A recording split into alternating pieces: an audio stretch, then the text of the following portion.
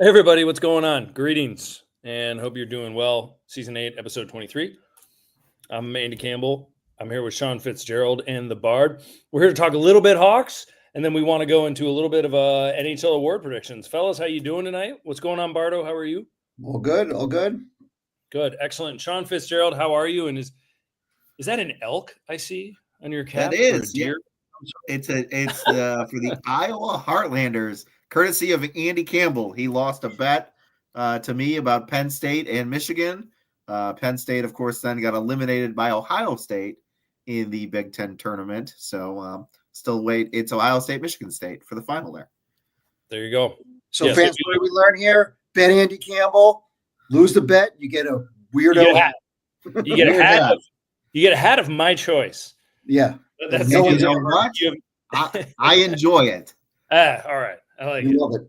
Yeah, well, I said the bet was $20. I said, Sean, do you want $20 or do you want a hat? And he said, give me a hat.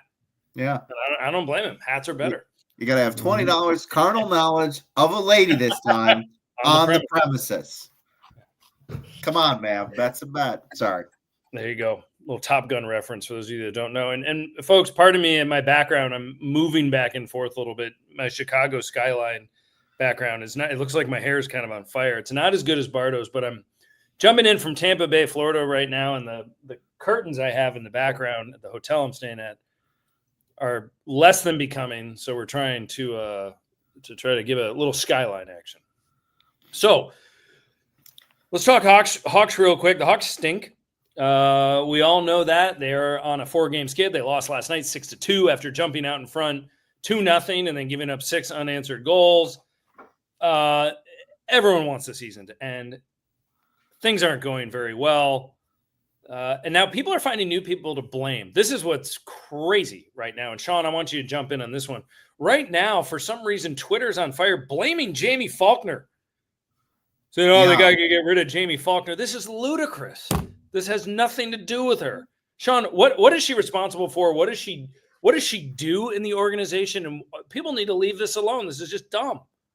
So she's the president of business operations.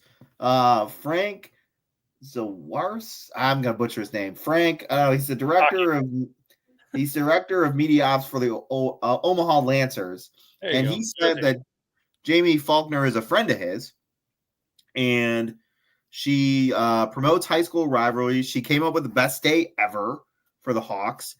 Apparently, she's available. She's in the atrium during games, asking fans for input. And from what I've seen in other interviews she's done, she's trying to bring cup holders to the United Center, because if you go to the United Center, there's no cup holder. Like you have to put your cup on the ground and people kick it over. That's what she's responsible for. Like business side things. She has nothing to do with hockey ops. She's not involved in any of the draft process. None of that stuff. And for whatever reason, she's the target of everybody who has a problem with the Blackhawks, who are Blackhawks fans. It's that, and hire a president of hockey operations. That's the new boogeyman too. We need a hockey operations guy, because the rebuild, which is in year 3, not 4, 3, it's not going according to some Twitter genius's plan. I'm no Twitter genius. I'm a self-proclaimed smart guy, or no, intellectual heavyweight is what I've been called. Your business has shareholders. Yes. Or our business has shareholders. Your business. My people call your people cup holders. Yeah. Why would I want cup holders? But anyway, yeah. Anyway, Bardo, this is silly, is it not? I mean, what is going on here? Why people are picking on Jamie Faulkner? She has nothing to do with this. Yeah, they're done picking on the team. So now let's go to the front office. You know what? I'm willing to bet that probably the majority of Blackhawk fans, if you said, who is Jamie Faulkner, they wouldn't even know who she is. And quite frankly, I think it's just she's done a fine job. What Jamie, you're awesome. Her to do? What do you expect her to do right now? I mean, the team, the product on the ice is bad. And at this point, I think you want somebody who is handling the business operations and not getting involved with the hockey operations, a la John McDonough, who was there previously. John McDonough was not a hockey guy, but the second that he started to get his hands into the cookie jar, he just, things started to go awry and things were just chaotic. So quite frankly, I think less is more. There does not need to be another hockey operations person.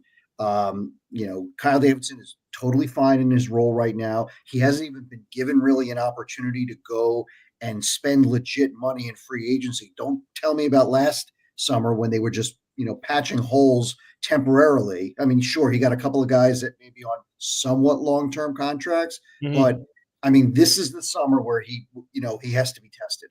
So, I mean, he's done fine with the rebuild. Now it's like the next phase.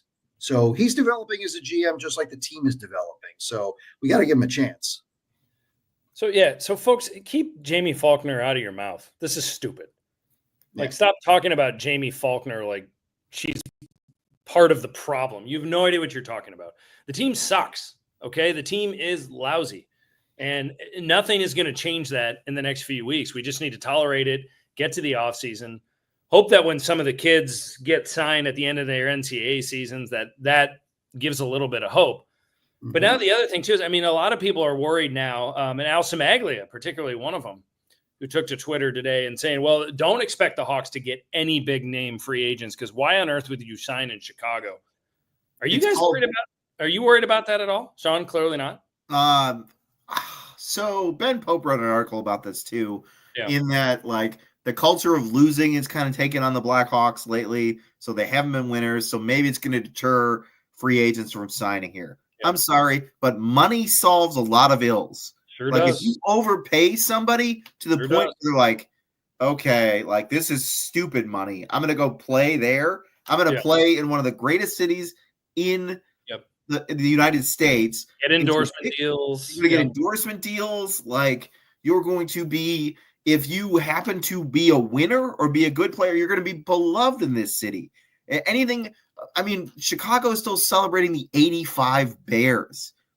That's how ridiculous this is. If you get more money than any other team's willing to bid and come here, it'll be great. And let's not forget, though, there's also trades you can make.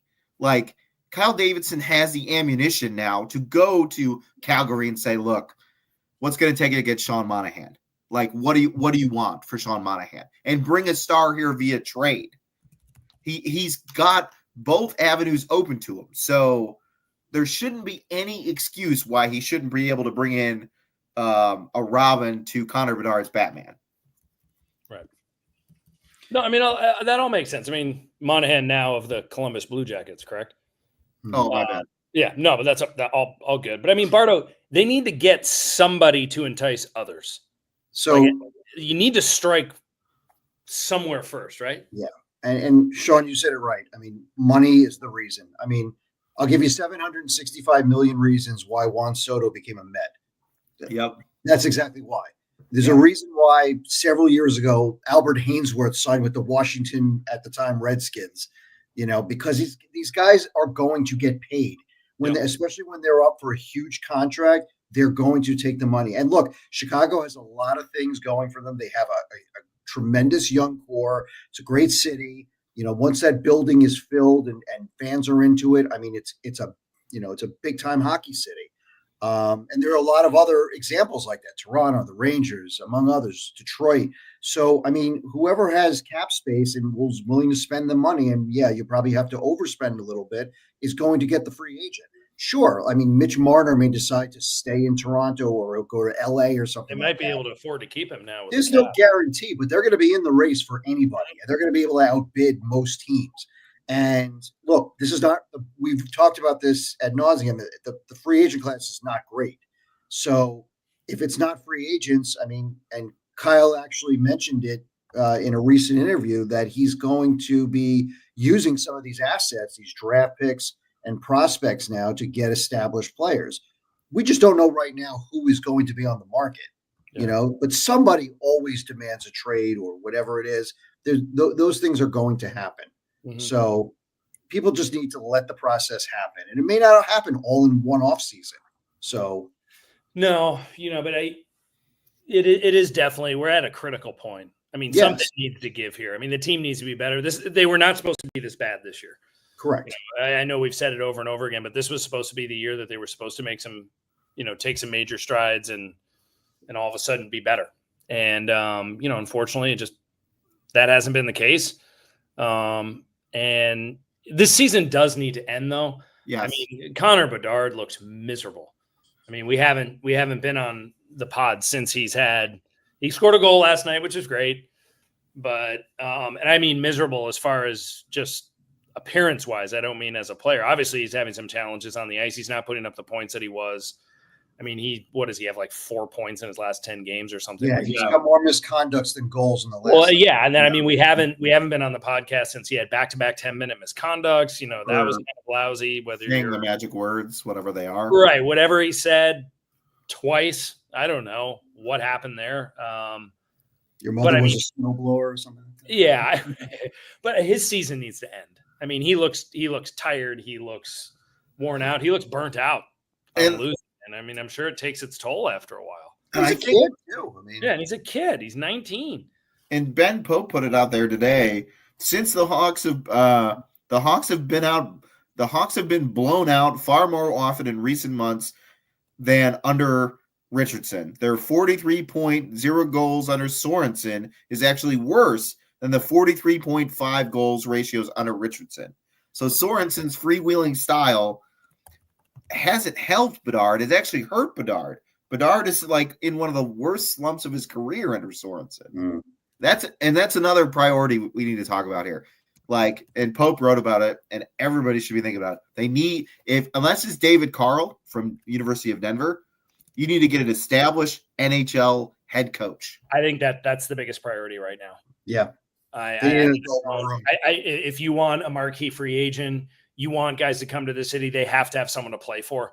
And that hasn't been the case. Luke Richardson wasn't it. Sorensen's not it.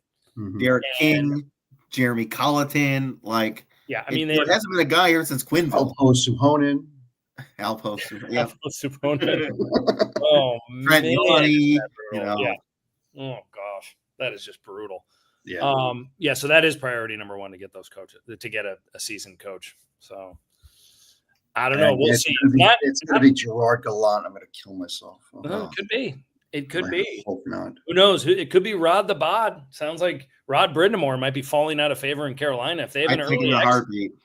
If they have an early exit this year, and he's gone. A heartbeat. We'll trade for his son from the Chicago Wolves too. Put him in Rockford. Let's go. There you go. I was actually thinking about this the other day. It's funny that you bring this up because I was thinking that of all the available names, and we know who they are, Gerard Gallant and the guy who used to coach the Rangers, the Canucks. I can't remember his name. Alain Vigneault. Yeah, him. That knucklehead's available. I mean, there's really nobody else out there that I would really want as a head coach. And it's going to have to be somebody who's going to be like unexpectedly fired. Like, I think Peter Laviolette, especially after last night, is gone. I don't want him. He's a journeyman who's been everywhere but the Titanic. And so I wouldn't want him. He's got a cup in Carolina, and I think he took the Flyers to the cup, right? He did, yeah. But I mean, if Brindamore is the guy that somehow, because they need to make a change, oh God, I'll send a plane out there for him. Make sure it's the Ted Danson plane. Yeah, the Ted Danson plane. Oh my gosh. Well done. No, good call. Good call on that. I mean, that's exactly right. We don't want anyone recycled. Yeah. I also wonder, like, Barry Trotz has proven to be a pretty crummy GM, it seems like. Would he be, if he got fired in Nashville, would he want to be behind a bench? Is he someone that the Hawks look at? I don't know. I mean, he was someone back when the Islanders were really pressing. He was the head coach when he took them 7 games with Tampa Bay. He got his cup in Washington. Yeah, I mean, he certainly might be out there. But again, is he the right guy? I don't know. I don't think there would be. His style is too boring. I think Bedard would probably kill himself. That defensive style that he plays. Yeah. No, I think Brindamore would definitely be it. I mean, that would be again, unless a Carl was available.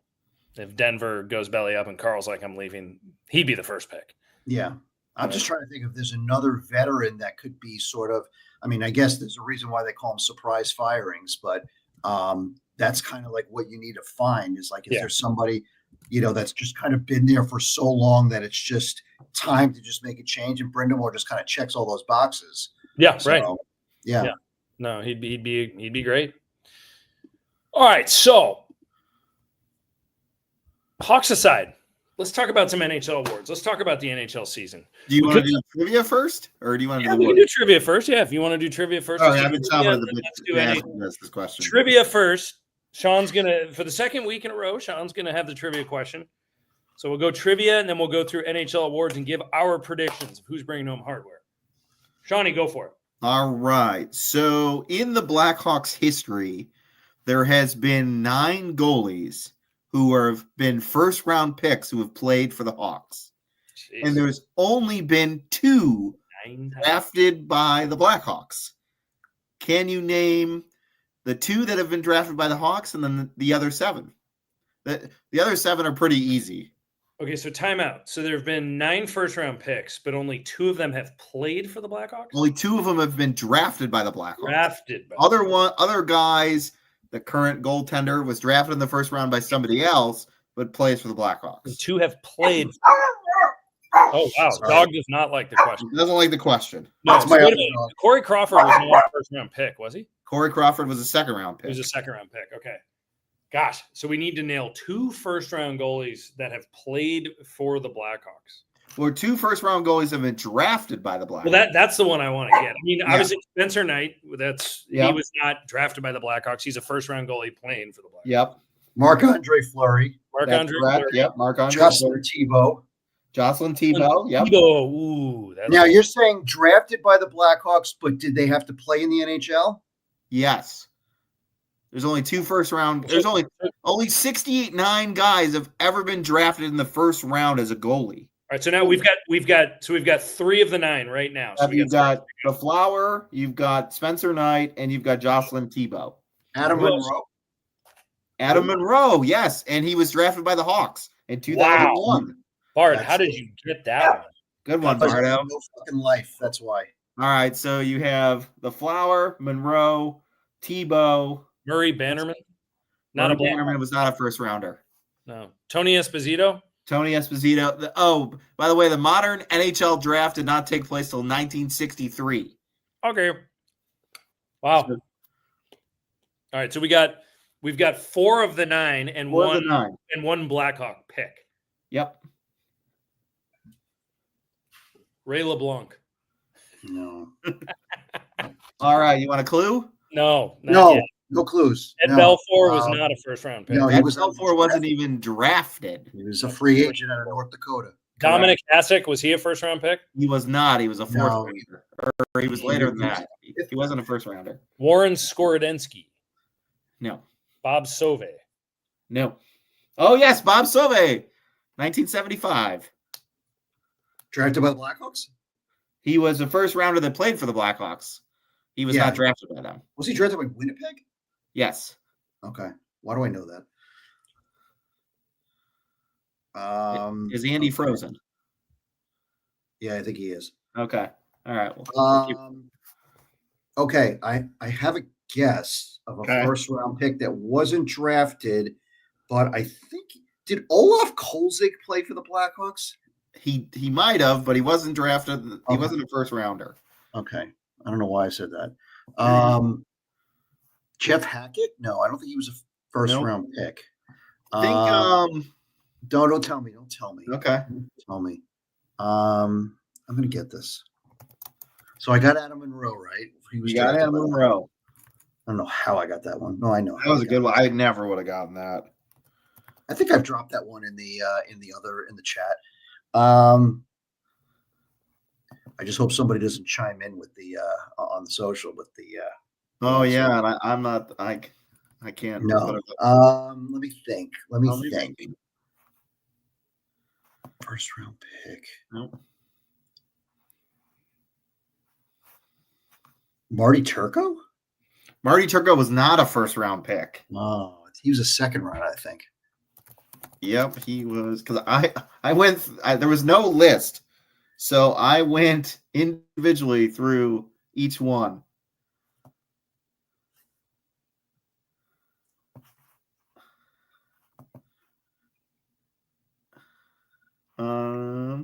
You want a clue, Bardo? Nope. Marty Turco was a fifth rounder. Why? So we said Jocelyn Tebow. Yeah. Sorry, folks. My hotel wireless just went blah on me. If it happens again, Shawnee, you're on. So was Greg Millen? Greg Millen. Great take. He was not a first rounder of the Hawks. Or he's not a first round pick. He did not. Greg Millen did not play for the Hawks. John Clute?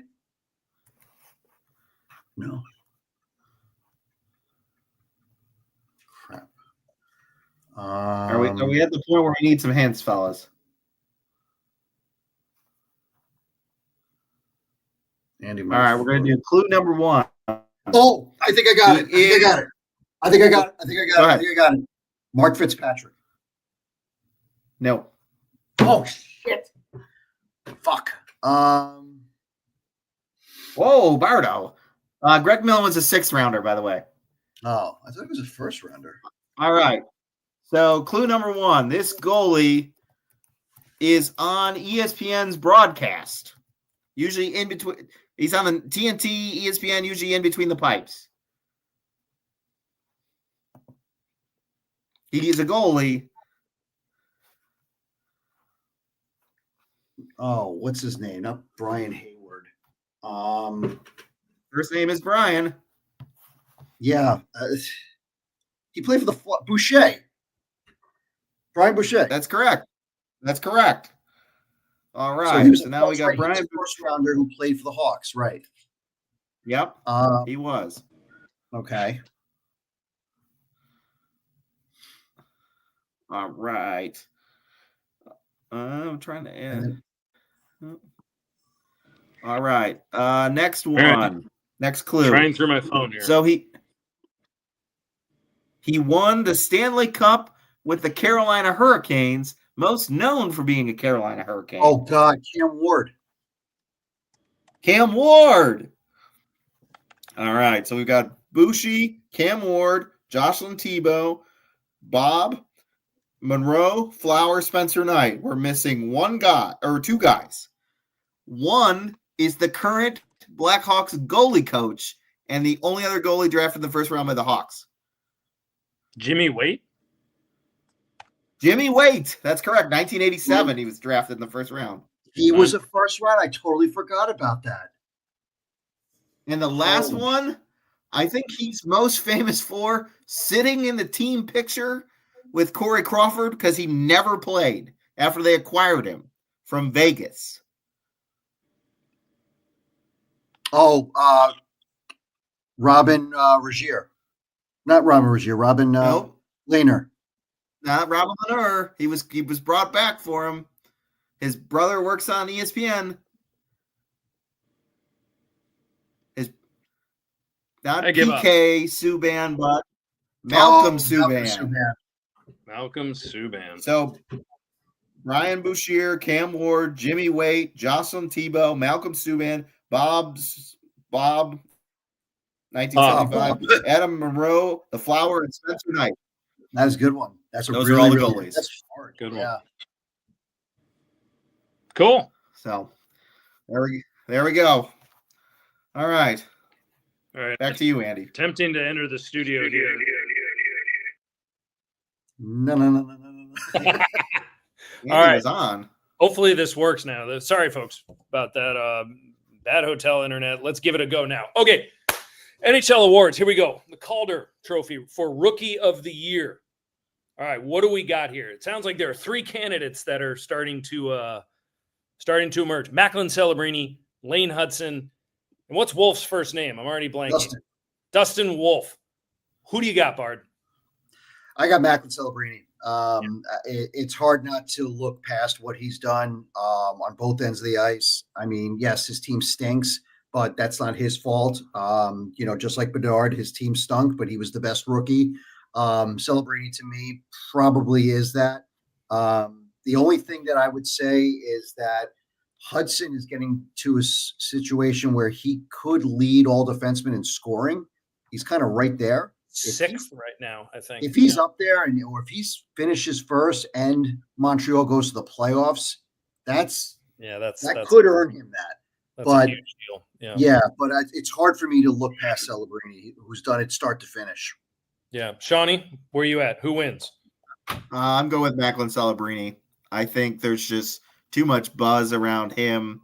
The young Sharks out there, putting up points.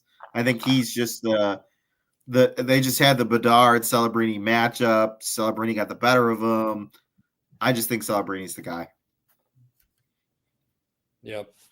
Hard to argue that. I think Celebrini's going to win. I personally, Lane Hudson would get my vote. You all know how I feel about Lane Hudson. He has 53 points right now, which is as many as Connor Bedard. Just throwing that out there. He could finish Tavo this has year. as many as Connor Bedard too. Who does? Tavo, I think. Yeah, but Tavo is also 30 years old. I mean, we're talking about a 5'9", 160-pound defenseman. That's who might end up with more points than Bedard. Bard, to your point, if Montreal makes the playoffs, I think there's going to be a bigger argument for him, particularly because in December, nobody saw that coming. Right. And he's been such a huge part of that. Yeah. And I don't know. I mean, when you play in Montreal with all that scrutiny too, I mean, it must be pretty nice for Macklin Celebrini to break into the league in San Jose. Yeah. I mean, there's a few people paying attention. So, I'm sure, Lane Hudson obviously has a lot to work on defensively, but he's a very similar trajectory, like what Brock Faber and Connor Bedard had. Like Bedard also, just like Celebrini. Celebrini missed time with an injury. So did Bedard. He missed a month last year. And then you had, Faber leading Minnesota potentially to the playoffs. And now we'll see it's a very similar path, which I think is fascinating. It is fascinating. I think, and the one thing we always commented on last year, obviously we're very heavy Bedard bias from this group. We can't ignore that. But we did say, hey, if Minnesota makes the playoffs, then there's an argument. And they did. So we'll see if Montreal makes it or they don't. But it's a lot closer than people thought. Yep. Celebrini's obviously had a hell of a year. I think the NHL, he's a pure 18-year-old. I mean, the NHL really likes that, and I think he'll win it. And he's had a great year. Let's go to Norris Trophy. Defenseman of the Year. Who do you like, Sean? Zach Werenski from Columbus. I think it's Werenski. There we go. I butchered that one. Good thing I didn't butcher a name with Dana last week. I think is he leading the league in points for defensemen? I think Cale Makar is, but he's right behind him. He's got 69 points, so he's right up there. 20 goals, 49 assists. Columbus is on the fringe of making that final wild card spot. I think as of today, they were out before play started tonight. But there's 5 or 6 teams. I think he, especially after his performance of the Four Nations, he kind of catapulted himself to the top of the heap in the defenseman category. So I think that's why my good friend will be the Norris Trophy winner. Yeah. Bard, what's your take? Do you think Werenski gets it, or do you think it's Makar's to lose? I think it's a 2-horse race, but I think Makar's going to get it. I think start to finish, again, he's been so good. And that team has just no depth, and their goaltending stinks, but he's the reason why one of the reasons why they're right there in terms of being a cup contender, despite being third in their division. And he's a UMass guy. Why would I go with anybody else? There you go. I like that. Good take. I'll tell you, I mean, this was Quinn Hughes' award until he got hurt. Yeah. It sounded like he was going to run away with it this year. He was having such a great season, but he did get hurt. Werenski and Columbus, what a story. I mean, if they can make the playoffs, that'd be so awesome. Considering all that they've been through as a team and an organization with the Gaudreau brothers. So I'm rooting for Werenski to get it, but I think Makar, I mean, he might be Mr. Norris for a long time. So that's a good call. All right, let's move on. Selke Award. Best defensive forward, or should I say, I will always say this every time we talk about this, it should be called best defensive center because it's never awarded to a winger. Who gets it? Bardo, you go first this time. I think I'm going Barkov. I mean, he start to finish again. It's kind of how I look at these things. He's been the best defensive forward. I mean, he's becoming almost the. I I don't want to say modern day because it hasn't been that long ago, but he's basically Patrice Bergeron all over again. Yeah. So, I mean, he's going to win this award several times in his career. The only other person I thought of was maybe even his own teammate was Reinhart. Yeah, Reinhardt's in the conversation too. Yeah. And I also, I'd like to say Mark Stone, but I think he's just always been hurt. So, but yeah, I think it's Barkov. Yeah. Sean, what do you think? I think it's Barkov. He won last year, even though he missed some time this year. I still think with his 62 points, I think he's going to win it again. I think you're all right. He will win it again. It's so fascinating how the last winger to win this award was Yuri Letninen, and that was back in 2003. And since then, for whatever reason, somewhere along the line, someone said, "Let's make face-off percentage a part of this." And so now it's almost guaranteed to go to a pivot, to go to a center. Sidney Crosby's leading the league in face-off percentage, which is amazing, which is remarkable. Wasn't Dirk Graham a winger, and he won it multiple times? He won it. He was a right wing. He was. I think he played some center too, but I mean, he won it back in '91 when the Hawks won the President's Trophy. He won it. But I mean, it's a shame. I mean, obviously, I don't want to take anything away from Patrice Bergeron, who was completely deserving of that. But a guy like Marian Hossa's name was never in there because he was a winger. Yep. Yeah. Who might have been one of the best defensive forwards to ever play the game. And was never a sniff of that award. Nope. Which was especially considering he changed his game from being an offensive machine to such a two-way defensive forward. Yeah. The one name that's been thrown out there in some articles and in conversation is Mitch Marner. Which is fascinating. I mean, he is a very good pivot. I thought where he's going to make, everyone's like, oh, if they're an early exit, maybe he won't make that much money. I thought he made next year's contract in the Four Nations. I thought he was brilliant. Yeah. He was really, really good. But that name's being floated out there. But all that aside, he'd be terrible in the playoffs. It won't matter. Panarin has always been terrible in the playoffs, and he made $90 million. So, yeah. So all that said, it's going to be Barkov. Yeah. Something we said, Sean. Bye, Sean. Just got up and left. Sorry, I have a visitor. Excellent. All right, moving on. Who wins the Vezina this year for outstanding goaltender? Let's go Sean first.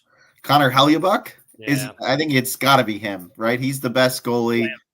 He plays the majority of the games. Like he's the king of the crop here when it comes to goalies in the NHL. So I think Hellebuyck wins it. You feeling that, Bardo? He's about to win the quadruple crown, not the triple crown. I mean, he leads in wins, goals against average, save percentage, and shutouts. He's basically the reason why Winnipeg is where they are. Yeah. Because that team is, it's good in front of him. They're not great. Yeah. I mean, that's not a loaded team. So, yeah. And he rarely gets a night off because the backup goalie. Now, isn't it Drieger now? Chris Drieger's up there? Is that Creever's brother? Maybe. Well, he's going to end up, it's almost like he's going to play as many games as like Ed Belfour did that year they won the President's Trophy when Keenan wore him out in 74 games or whatever it was. Jeez. Yeah. Yeah. Now there's some talk about Logan Thompson from Washington, who's had a very, very good year. Oh, he has had a really good year. Yeah, but I think it's Hellebuyck. Yeah. I mean, Hellebuyck is even being mentioned in MVP conversations right now. To that end, why don't we? So Connor Hellebuyck, we're all in agreement there. Let's go to the Hart Trophy Most Valuable Player. Let's just touch base. Let's just go right to it. Who wins MVP this year? Let's go Bardo. I'm actually going Hellebuyck. Wow. Would that be the first goalie since Jose Teodor, I believe? No, Carey Price. Carey Price, that's right. Yeah. Oh yeah. Too. I just think if you're going to win the quadruple crown and also get the President's Trophy or be right there in the conversation, you deserve MVP. I mean, because that team again, I don't think is that great in front of him. I know. I said earlier that Colorado is not a deep team, and they have warts and goal. They're very top heavy. But I mean, for a third place team, I don't know if I can put McKinnon in there. I mean, he'll get votes, but Draisaitl will get votes because he leads the league in goals. But to me, it's like It's Hellebuck. Got it. Shawnee, what do you See, think? I disagree with Bardo. I think Nathan McKinnon wins it. Good. He's unstoppable right now. He has 100 and something points. Craig Berube said recently, you can't stop him. He's like, I don't know how we're going to Yeah, stop I said, him. what are you going to do to stop him? He goes, I don't know. I don't know. Like, I don't know. Like he's got more points than McDavid. He drives the Colorado engine. I know it's top heavy, but he's the cream of the crop. He is. But if that team was was better than a third place team, then I would say, and I can't, look, can you? Yeah, but how many times did McDavid win the MVP, the Hart Trophy, the MVP when his team wasn't that good? Like they weren't the best. I didn't say he should have been. I didn't agree with that. Yeah, I'm all on the Nathan McKinnon train. I will go with McKinnon as well. And but I think there is an argument for everybody we're talking about. Hellebuck could very easily win it. I'm not a huge have a goaltender win it guy. And I think Leon Draisaitl, I mean, he's got 49 goals right now, I believe. So he's probably going to run away with the Rocket Richard, the Maurice Richard Trophy, which is obviously the Art Ross and the Rocket Richard. We can't really predict because those are based on points. Mm-hmm. But I'm gonna go McKinnon too. He's just that good. But I Bardo, I'm with you. I mean, I don't. Yeah, Hellebuck is a great call. I just think Hellebuck's having one of those rare years. Then that's because quadruple crown is something that's really hard to get. Yeah, that's and why. The team has also got the success as well. Being that they're probably going to win the President's Trophy or finish a point or two, whatever, behind. Yeah. So to me, that's kind of the difference. Mm-hmm. And look, if McKinnon won, would I complain about it? No. I mean, the guy's been sensational. Yeah, I don't. And the team is just not that good without him. So when you talk about most valuable to his team, there's no question. They also have McCarr, by the way. And they also, so who's an absolute star also. Mm-hmm. So, that might take away from him, having the Norris Trophy winner or a guy who's going to be in the top two can take away from that. So to me, it's like Connor Hellebuck, and it's like, who else on that team deserves any award consideration? No one. Yeah. I don't know. No, good call. It'll be fascinating to see who wins that. It's going to be really interesting. You can't go wrong with any of those three. Yep. All right. This is an interesting one, and I'm going to start with my pick. The Mark Messier Leadership Award, which is last year's winner, Jacob Trouba, which is very interesting. So President's Trophy winning team that he was the captain of. I'm going with Alex Ovechkin. Basically, I mean, it comes back from the broken leg. He's probably going to set the record this year for goals. Washington is the best team in the NHL right now. He's their leader. I'm going with Ovi. You got to give him hardware in the year that he breaks the record, particularly when his team has performed this well. I don't know how else it could go to. But I don't know. Any of your thoughts? We'll go Bardo first. And any thoughts on who you think? Matt Rempe. Matt Rempe? No, I really do agree with you on Ovechkin. I think Ovechkin's, given what he's done for the league, and look, he's a polarizing player. I'm sure a lot of people hate him, but look, the guy's about to break, a historic record that probably no one ever thought would be broken. And I agree with you. He came back from a devastating injury, and that team has been phenomenal. The Caps, and a very, very, very big surprise. Yeah. So, I have no problem with that one. Shawnee, any thoughts? I think Ovechkin's the safe pick. The only other name I'd throw out there is Sidney Crosby, just for nostalgia's sake.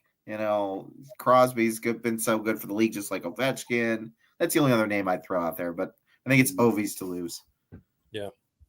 Cool. Let's go Jack Adams. Let's go Coach of the Year. Sean. A tough one. Well, yeah, because we just talked. You did. I'll go ahead of you if you want. I got my. Yeah, we'll go. Whose name's coach? His name is escaping me. We'll go with the Capital coach. And I probably don't want to butcher it. So if Columbus what's that? Spencer Carberry, is that his name? I'm actually going to say if Columbus makes the playoffs, I think Dean Evison gets it. That'd be awesome. I mean, Carberry would then have a long year to have a great season because I don't know how you don't pick, Evison with the way he's been able to rally this team. Mm-hmm. Coaching matters, and he's done a tremendous job. Hello, folks. Sorry about that. Oh, hey, we love you. Keep going. Would Martin St. Louis then be in that? Would Martin St. Louis be in that category then too? If Montreal made the playoffs? Yeah, but look at what they've gone through. What Columbus has gone through with the Gaudreau situation. Oh, true. Yeah, the extra weight of that. Montreal. I would 100%. I would say that Marty St. Louis deserves votes. Third, fourth place. But given what Evison has gone through, any other year I would have taken Carberry because of how surprising of a team Washington has been and how good they've been. Mm-hmm. But I think you got to go Evison with just what he's been able to do and put that team together. They lost their best player, arguably. Yeah. Tragically, not to injury, to death. I mean, that's huge. So and just they've had so much to deal with throughout the year. It's been just so many reminders. So I mean, I just think what they've been able to do, if they can accomplish getting to the playoffs, that's huge. So that would be my vote. Yeah, I'm gonna go with that too. I love that. I really hope they make the playoffs. That'd be so sweet. Yeah, it'd be really, really cool if they can do that. Other than that, there's a Lady Byng Trophy. I guess we could do that. That is the most unpredictable, most gentlemanly player. I don't know. Braden Point and Matt Rempe. I know Braden Point has like 6 penalty minutes or something like that. You've heard the name Braden Point. You've heard the name Jack Eichel. I mean, guys that just don't take penalties that put up a lot of points. Lady Byng is kind of it used to be like the Stan Mikita Award. Yeah, it was. After he was the most penalized guy in the NHL the year before, and then he decided to win the Lady Byng the next year. Well, his daughter woke him up. Yeah. You know that story? Yeah. His daughter said to Stan's wife, how come sometimes the whistle blows and dad goes and sits by himself? Do his teammates not like him? And then he went, there's a problem out here. Yeah. Bedard just lost it with his 2 consecutive penalties. There will be no one on the Blackhawks eligible for this award. No one on the Blackhawks eligible for any award. Nope. Sorry, folks. Sorry to those of you that last year wanted Jason Dickinson somehow in the Calder conversation. It's not happening this year. Maybe Joey Anderson will get an AHL award. Well, at least we're not, nearing the tail end of a Blackhawks season this year where people are like, hey, how about that Joey Anderson? That drove me crazy last year. Yeah. So, Joey Anderson's great. Gosh. They can't live without Joey Anderson. Yeah, Joey Anderson. I think he's played like 8 games in the NHL or something. Something stupid. He is helping the Rockford Ice Hogs in their playoff push, as Dana mentioned last week. But all right, real quick, since we're doing rewards, who wins the cup? Anyone want to take a stab? I'm going back to Dallas. I know a lot of people are like, whoa, Dallas. But I just think they're going to sneak up on people. They got Rantanen now. I think they've got the horses to do it. Ottinger's terrific. Coming out of the West is going to be really, really hard. Can they get through Winnipeg? I think they can. Can they get by Vegas? They've proven they can. I'm still going to go Dallas. I still think I think it is going to be the West this year. I think Florida's going to be exhausted. And I think it's going to be the West. I'm going Dallas Stars. Who you got? Bardo? I think I went Dallas my preseason or even my midseason pick. I don't remember. Nice. But I think Dallas is who I like also. I mean, the only other team I can think of maybe is Vegas. That's the only other team that I really think has a good shot in terms of like their roster and what they look like. So, but yeah, I think Dallas is a good bet. Johnny? I think the Stanley Cup stays in Florida, but it doesn't stay with the Panthers. I'm going Tampa Bay Lightning. Wow. Ooh. Yeah, I don't know. Tampa Bay Lightning. That wouldn't bother me, I guess. I don't want the Panthers to win again. I want Tampa to win again without just the whole Well, one last time, and I also don't. I would like to see them get all the street cred without the COVID stuff.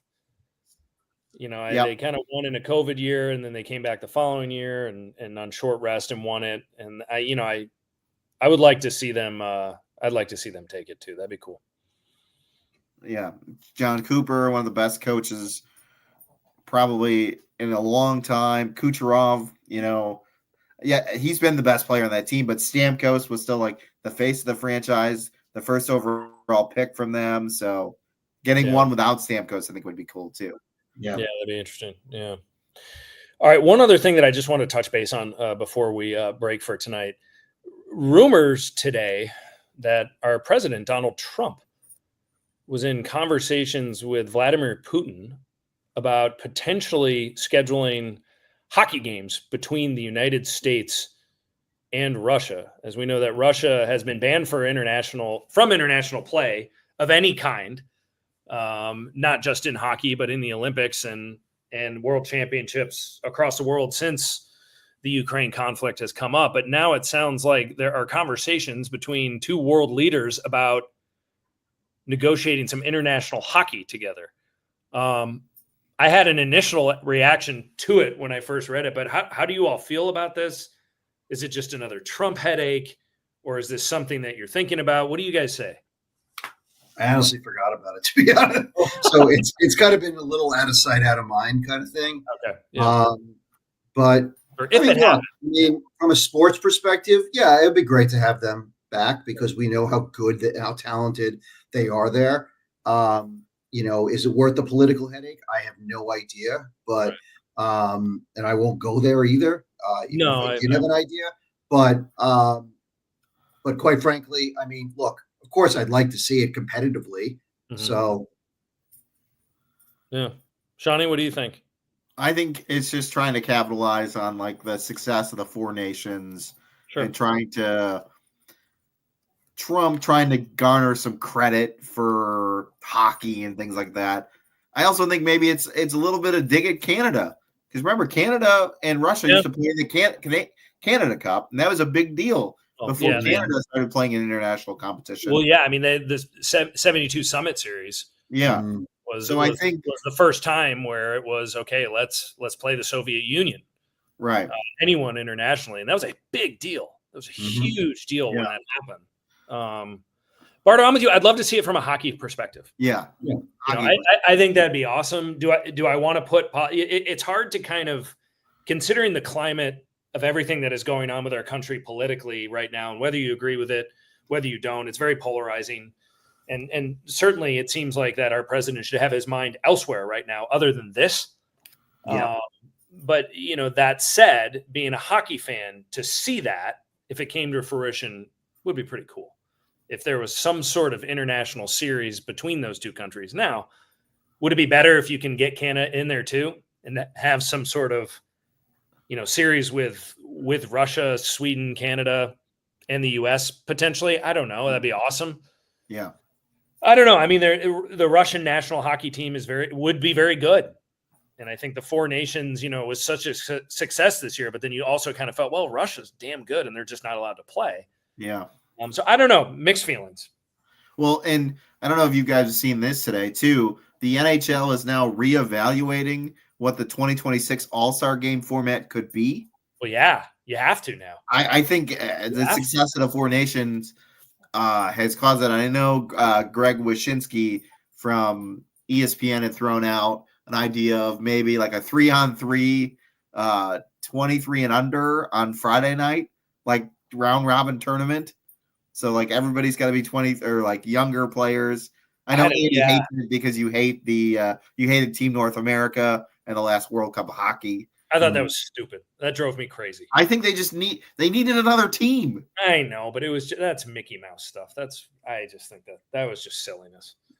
Well, in any event, I know. I get it. I mean, okay, it was fine. Whatever. I think the four nations really drove a stake through the heart of all-star games. Yes. In general, because it was not only they're like, okay, the NHL All-Star Game doesn't work. This is much better. It was competing with what they thought was going to be competing with the NBA All-Star Game. Didn't compete. made the NBA All-Star game look silly. Yep. So now I think it's just a huge, like, what do we do with All-Star games now? And in my opinion, All-Star games have been crap for. Well, yeah, I mean, they don't.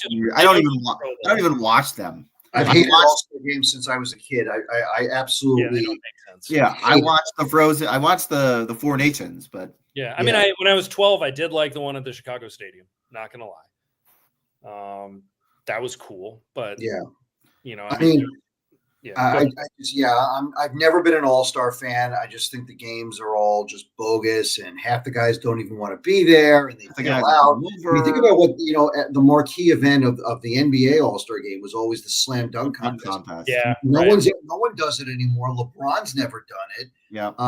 But I mean, these All-Star games are just becoming a complete joke, and the league is just only sticking with it for tradition, for money reasons. But at a certain point, it's like, what about the fans? I mean, I think you kind of have to reinvent yourselves a little bit. Well, baseball, are they still doing where if whatever they stopped doing that a few years ago? With whatever team wins, they end up being the host. Yeah, they're just alternating years again, which is fine. Okay, that's fine. Or I think there are alternate, or whatever team has the better record. I think. Well, the year that the Cubs won the World Series, that was still in effect, and the American League team won, and Cleveland got home field advantage, and it ended up working out. Yeah, it benefited the Cubs because of Kyle Schwarber, but what have you?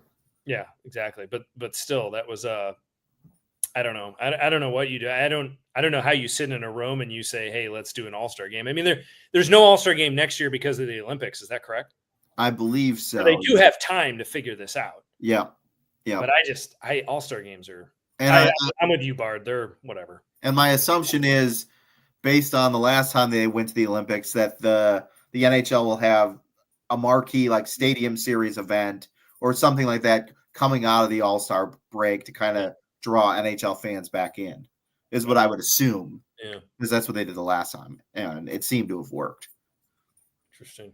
Yeah, because it was the Hawks Penguins at Soldier Field, and that was the Olympic year. That was cool. It was.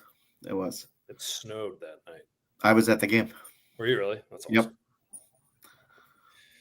Any other thoughts, gentlemen? Shout out to Marcus Kruger. Great article on The Athletic by Scott Powers about Marcus Kruger playing for his hometown team in Stockholm, Sweden, and trying to get them back into the SH1 league. Yeah. They haven't been top division. They have relegation in hockey, so that's another cool thing in Europe. Yeah, and currently there's no team in Stockholm who's in the top league in Sweden. Correct. The capital of Sweden. Yeah, which is a huge deal. So Kruger at 34 years old, I think. Yep. Yeah, and the one thing about that article about Kruger was they asked him, do you miss the Blackhawks, and how do you feel?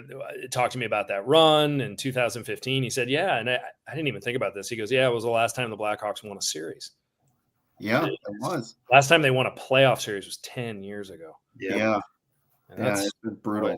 I remember reading that going, oh, man, that's brutal. I think the last time the Buffalo Sabres. There you go. Yeah. Sorry. No. Yeah. Another shout out, Sam Renzel. Big Ten Defensive Player of the Year. Huge. And who was the Big Ten Defensive Player of the Year last year? Artem Leshinov of the Chicago Blackhawks. Artem Leshinov. Or Rockford Ice Hogs, previously at Michigan State. Yep.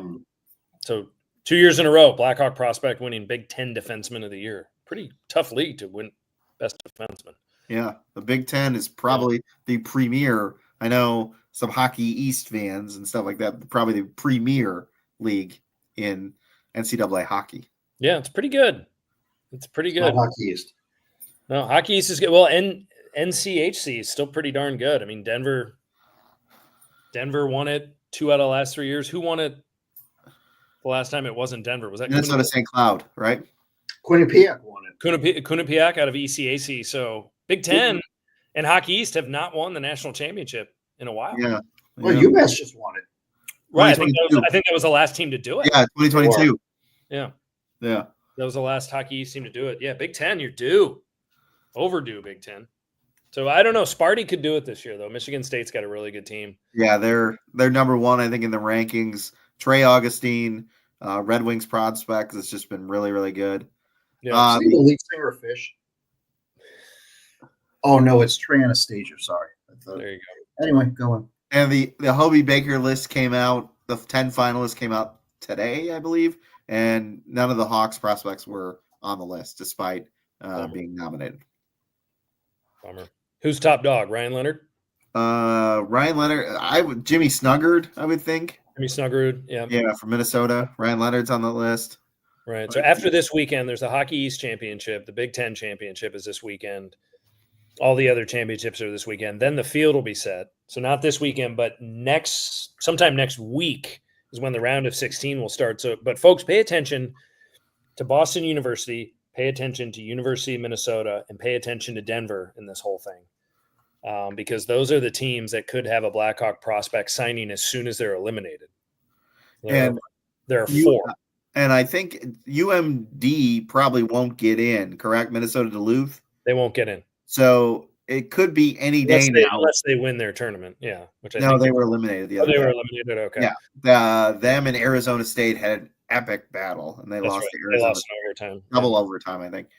Adam Guyan was in net. But Dominic James could be signing with the Hawks anytime soon.